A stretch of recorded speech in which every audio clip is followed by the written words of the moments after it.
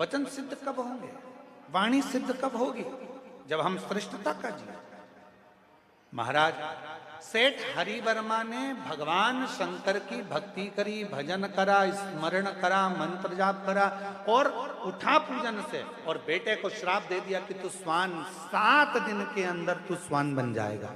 7 दिन के बेटा रोते हुए माँ के पास पहुंचा, माँ मुझे श्राप लगा, माँ मुझे श्राप लगा। माँ आंख से आंसू बहने लगे, नेत्रों से नीर बहने लगा, आंख से आंसू निकलने लगे। माँ दौड़ी हरिवर्मा की ओर और हरिवर्मा के पास पहुंची। अपने पति के पास जाकर, अपने पति के पास पहुंचकर प्रणाम कर कर रोने लगी। हरिवर्मा ने पूछा अपनी धर्म पत्नी से, तू रोती क्यों है? क्यों रोती है? जगत का ऐसा कोई पिता नहीं है जो अपने बेटे को सुधार नहीं सकता। बाप अपने बेटे को सुधार सकता है, पर सबसे बड़ी बेटों की ढाल होती है उनकी मां, उनकी माता बेटों की ढाल होती है। जैसे ही बेटा कुछ गलती करा और पिता ने चिल्लाना प्रारंभ किया, इतने में मां आकर खड़ी हो जाती है। 9 महीने तक गर्भ में रखा, तुम तो अपना काम में लगे हुए थे, मैंने कैसे पाल पोस के बड़ा किया मैं जानती हूं। आ गए चिल्लाने, चुप रहो, सुधर जाएगा, हो जाएगा। बस ये सोचते सोचते सोचते सोचते सोचते सोचते बेटा एक दिन गलत काम करने लगता है, मदिरा पान करने लगता है, वेश्यावृत्ति करने लगता है, जुआ खेलने लगता है, गलत गलत जगह पर जाना प्रारंभ कर देता है। क्यों? क्योंकि बेटे को मालूम है मुझे बचाने वाली मेरी माँ है। पर पिता चाहे तो बेटे को सुधार सकता है। इसलिए मेरी माताओं से निवेदन है, मेरी जीजियों से निवेदन है, जब जीजा थोड़ा चिल्लाए, बच्चों को सुधारने का प्रयास करें, तब थोड़ी शांति आप भी रखें। एक प्रश्न आया जितेंद्र जी आपके लिए, बहुत अच्छा। हमेशा पत्र हमारे लिए आते थे, आज तुम्हारे लिए भी आया, ठीक है। और उसकी वाणी इतनी सिद्ध हो जाती है कि वो जो कह दे। हरिवर्मा, सेठ हरिवर्मा ने अपने बेटे को श्राप दे दिया,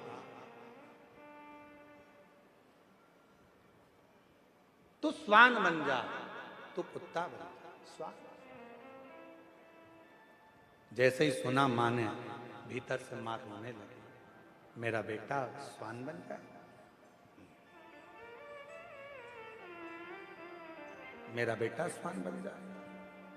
मां रोने लगी, दौड़ी हरिवर्मा की ओर, स्वामी निवेदन है, विनती है, स्वीकार करिए, स्वीकार करिए। स्वामी मैं अपने बेटे को स्वान बनते हुए नहीं दे सकता, मैं अपने बेटे को स्वान बनते हुए नहीं देख पाऊंगा, मैं देख नहीं सकता, कृपा करो, दया करो। हरिवर्मा ने कहा अपनी धर्म पत्नी को, भार्य सुनो, बेटे को श्राप लगा है क्योंकि वो अपशब्द मुझसे बोला है, और वो भी ऐसे समय पर अपशब्द बोला है जब मैं भगवान की अविरल भक्ति में, भजन में, पूजन में बैठा हूं।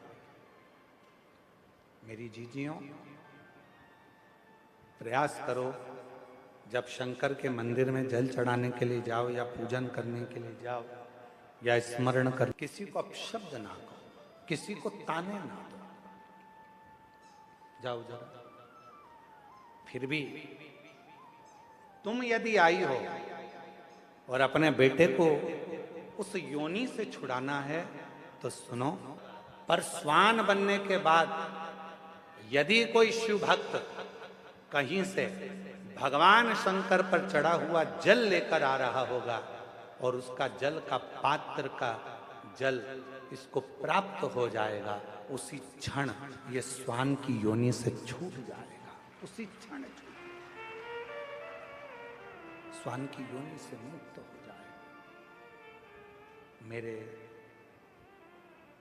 जीजियों, जीजाओं, बेटियों, बेटाओं, मेरी माता, मेरे बुजुर्ग माता पिता, शिव महापुराण के विद्धेश्वर संहिता में लिखा है, शंकर भगवान पर चढ़ाया गया जल जब हम आचमन करते हैं, पीते हैं, तो कायिक, वाचिक और मानसिक ये 3 पाप हमारे तुरंत समाप्त हो जाते हैं।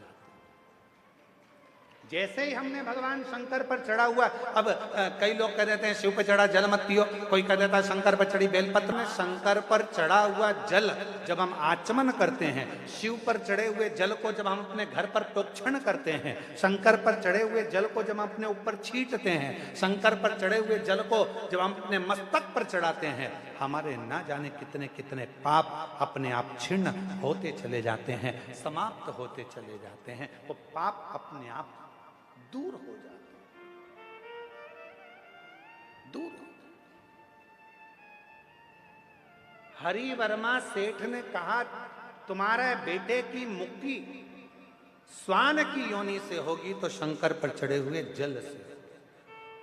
धीरे धीरे कर 7 दिन के अंदर बेटे का शरीर स्वान का हो गया और स्वान का शरीर होकर वो भटकने लगा, यहां वहां जहां तहां जाता भटक।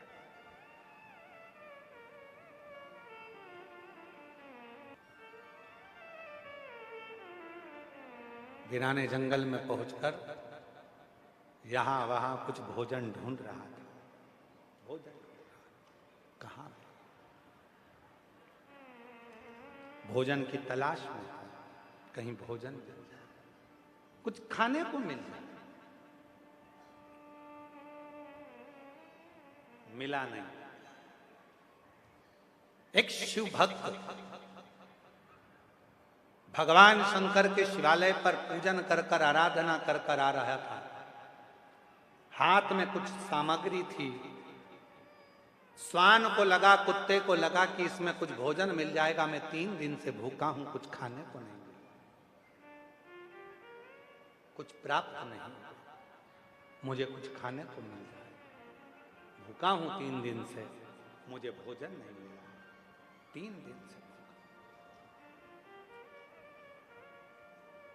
कुत्ता, श्वान वो शिव भक्त के पीछे आने लगा। शिव भक्त घबरा गया। उसको लगा कहीं ये श्वान, ये कुत्ता मुझे काट ना ले। जल के पात्र में शिवजी को चढ़ाया हुआ जल रखा हुआ था और वो श्वान पीछे पीछे, ये शिव भक्त तेज चलने लगा तो श्वान और तेज चलने लगा, शिव भक्त और तेज चलने लगा तो श्वान और तेज चलने लगा। उसको लगा कि ये श्वान तो मुझे काट खा, ये कुत्ता तो मुझे काटे। कभी कभी भय लगता है। आप कहीं से निकल कर जा रहे हो और मालूम पड़े कोई आपके पीछे कुत्ता पड़ जाए, श्वान पड़ जाए, तो आप लोगों को भय लगता है, हट जा हट जा, भगाने का प्रयास करते हो। होता है। एक पति पत्नी गार्डन में घूम रहे थे, बगीचे में पति पत्नी घूम रहे थे, इतने में कुत्ता आ गया। जो कुत्ता आया तो पति घबराया, पत्नी भी घबराई। पति को लगा ये कुत्ता कहीं मेरी पत्नी को ना काट खाए। पति ने पत्नी का हाथ जम के पकड़ा, पत्नी को थोड़ा आगे करा, कुत्ता और पीछे आया। जो कुत्ता और आगे आ रहा था, पति और घबरा रहा था। जैसे ही कुत्ते ने सोचा कि अब तो मैं खाऊंगा, इतने में पति ने विचार करा कि ये कुत्ता मेरी पत्नी को काट खाएगा, तो रोटी कौन बनाएगा, बच्चों को स्कूल कौन भेजेगा, टिफिन कौन बनाएगा। जैसे ही लपक के कुत्ता आने लगा, उस व्यक्ति ने सोचा कि कुत्ता मुझे काट खाए पर मेरी पत्नी को ना काटे। जैसे ही कुत्ता पास में आया, उसने अपनी पत्नी को गोदी में उठा लिया। जो पत्नी को गोदी में उठाया, कुत्ता भाग गया। कुत्ता भाग। पत्नी नीचे उतरी, उतरते से ही जूड़ा बांध के बोली, तुम में अकल मकल नहीं है? दुनिया के लोग कुत्ते को भगाने के लिए पत्थर उठाते, तुमने मुझे उठा। पति ने अपनी पत्नी से कहा, अरे ओ धनव, ओ मैं तेरे हाथ जोड़ता हूं, सुन, वो कुत्ता तुझे काट खाता, मैं तेरी बचत सोच रहा था इसलिए तुझे गोदी में उठाया था। पर पत्नी तो रूठ कर वो गई। अब बेचारा पति कितना भी अच्छा सोचे तो भी बेचारा बूढ़ा हो ही जाता। वो कितना भी अच्छा सोच ले तो भी कभी कभी तो बुरा हो ही जाता। वो सोच है। अब एक प्रसंग और सुनने में आता है कि एक पति का जन्मदिन था और पत्नी ने सोच लिया आज मैं अपने पति से नहीं झगड़ूंगी क्योंकि आज उनका जन्मदिन है। और पत्नी सवेरे से गाजर का हलवा बनाई, पति सो रहा था, वहां ले जाकर उसको दी। पति उठा, उठते से ही पत्नी ने कहा हैप्पी बर्थडे टू यू। और पति उठा, पत्नी ने कहा लो गाजर का हलवा। पति ने सोचा आज गाजर का हलवा, इतनी सुबह से चाय लाती तो अच्छा लगता, गाजर का हलवा लाई है, अभी तो मेरा मुंह नहीं धुला है। पत्नी ने सोचा था झगड़ा नहीं करूंगी, और पति ने जैसे ही बोला कि चाय ली आती, इससे तो झगड़ा होने ही वाला था। पत्नी ने मुंह चेंज करा और चली गई, ठीक है मैं चाय लाती। पति ऑफिस जाने लगा, पत्नी कहने लगी सुनो जरा काम से जल्दी आ जाना, आज तुम्हारा जन्मदिन है ना, पार्टी करने चलेंगे। पति ने कहा ठीक। पति जल्दी आ गया। अब पत्नी तैयार हो रही, पति तैयार हो रहा। इतने में पत्नी थोड़ी देर में आके पूछी सुनो आज तुम्हारा जन्मदिन है, मैं तुम्हें क्या गिफ्ट दूं बताओ ना। तुम जैसा बोलोगे वही गिफ्ट मैं तुमको आज दूंगी, पक्का है। मेरा तो मन कर रहा है कि तुमको एक जोड़ अच्छे जूते दिला दूं और एक मन कर रहा है कि तुम्हें टी शर्ट दिला दूं। तुम्हारा और कुछ मन हो तो तुम आज मांग लो, आज मैं इतनी खुश हूं, जो मांगोगे मैं तुम्हें दे दूंगी। पति नहीं चाहिए, चलो होटल चल। पत्नी फिर तैयार होके आई, फिर बोला कुछ गिफ्ट मांग लो, आज इतनी खुश हूं, जो मांगोगे दे दूंगी। फिर पति ने कहा कुछ नहीं चाहिए। पत्नी फिर आ गई, मांगना तो पड़ेगा चाहे कुछ भी हो जाए, तुम जो मांगोगे मैं दे दूंगी। इतने में पति ने कह दिया तलाक।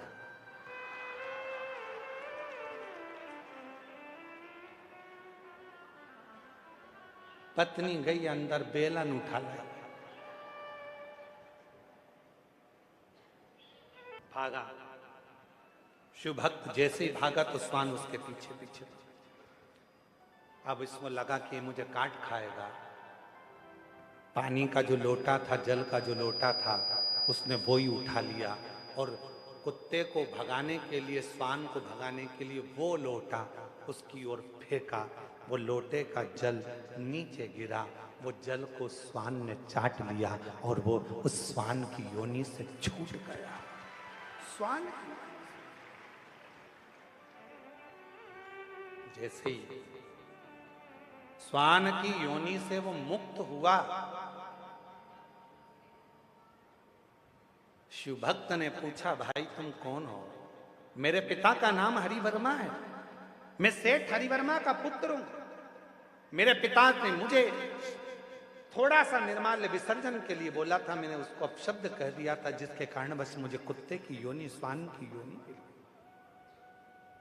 पर शिव पर चढ़े हुए जल से आज मैं मुक्त हो गया, मुक्त हो गया। स्वान हरिवर्मा का पुत्र वंशी कहता है आज मैं कह सकता हूं कि मेरे शंकर पर चढ़े हुए जल को जब थोड़ा सा भी मस्तक पर गिरता है तो ना जाने कितने कितने पाप हमारे समाप्त हो जाते हैं, कितने कितने।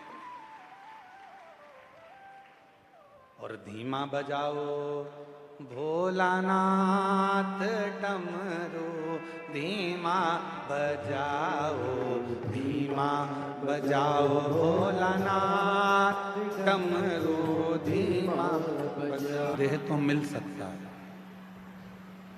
मनुष्य का शरीर प्राप्त हो सकता है, पर उस मानव देह को प्राप्त करने के बाद भगवान की अविरल भक्ति धारण करना, भगवान का भजन करना, कथा सुनना, शिव मंदिर तक जाना, शिवालय तक जाना, ये कठिन। जैसे कोई शरीर में विशेष रोग हो जाता है,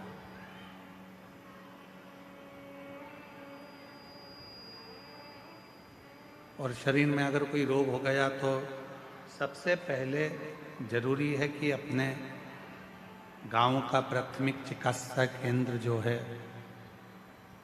अपने गांव का जो प्राथमिक चिकित्सालय है, हॉस्पिटल है, उस हॉस्पिटल में जाकर अपने शरीर की जांच करें।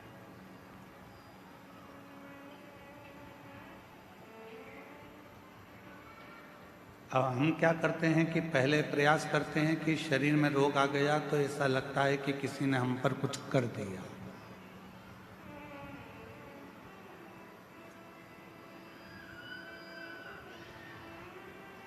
थोड़ा सा शरीर में कष्ट आया तो हमको लगता है, आपको लगता है कि हमारे ऊपर किसी ने कोई विद्या कर दी। पर शिवपुराण इसको नहीं मानता।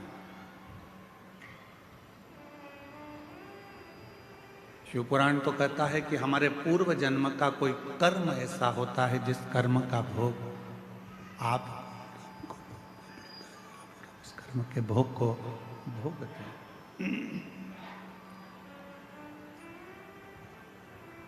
उस कर्म के भोग को आप और हम भोगते हैं। रोग आने पर, कष्ट आने पर, शरीर में कोई बीमारी आने पर सबसे पहले अपने गांव में, अपने नगर में, अपने क्षेत्र में, अपने शहर में जो भी चिकित्सालय है, हॉस्पिटल है, डॉक्टर हैं, उनसे जांच जरूर करो।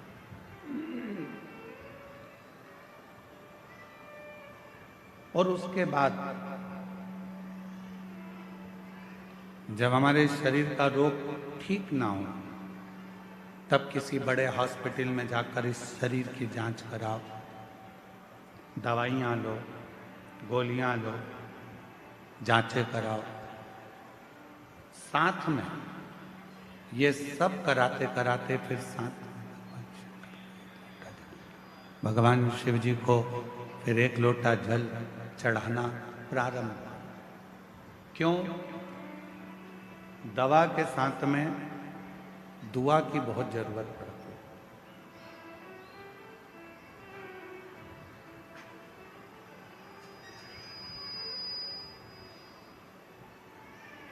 हम कोई कार्य कर रहे हैं और उस कार्य में अगर अड़चन आती है तो उसमें भगवान की दुआ हो, बुजुर्गों की, घर के बड़ों की, माता पिता की दुआ हमारे साथ लगे तो समझो कि हम उसमें सफल हो सकते हैं।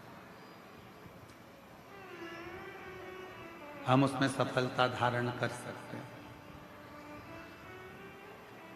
और तेरी कृपा बिना ना हिले एक भी अणु, लेते हैं श्वास तेरी कृपा से तनु तनु। बखान क्या करूं मैं राखों के ढेर का, चपटी भगोत में खजाना कुबेर का। हे गंगा